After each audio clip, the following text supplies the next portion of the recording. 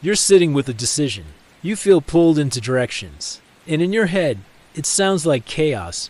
What if this goes wrong? Am I overthinking this? But because you care too much? Or is this my intuition warning me? And now you're stuck. Not because you don't care.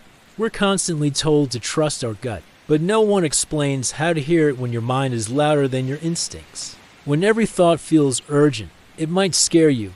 But it doesn't confuse you. It spirals. It creates endless what-if scenarios, always chasing certainty. It's fast, anxious, and addicted to control. When fear disguises itself as wisdom, that's where most people get lost. In the space between what's real and what's reaction, it doesn't shout. It speaks in calm knowing, a gentle pull, not a push. It doesn't argue. It simply sits there, steady, even when everything else feels uncertain. You've trained your brain to override your body.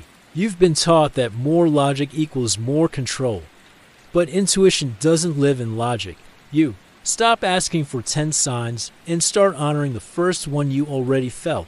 You remember that clarity doesn't always feel comfortable. Sometimes it feels like peace in the middle of discomfort. It lives in presence, in stillness, in the space between your thoughts, the part of you that knows before you can explain why. So here's the truth. Overthinking is loud. Intuition is quiet. You know you're overthinking when your thoughts are looping, repetitive, and exhausting. You know it's intuition when the message is simple, not easy, but clear. Overthinking drains you. Intuition grounds you. But the reason so many people miss that difference is because they're addicted to thinking their way out of everything. That's why the answer never comes when you're panicking. That's why clarity doesn't show up in the middle of a mental storm. It shows up when you slow down, when you stop asking the same question and start listening for a quieter one. Intuition shows up when you ask, what's the most honest choice, not the easiest one? What do I know? Then I'm afraid to admit I know. What would I choose if I wasn't trying to be perfect? Overthinking wants safety, intuition wants truth, and those two don't always match. So how do you know which voice to trust?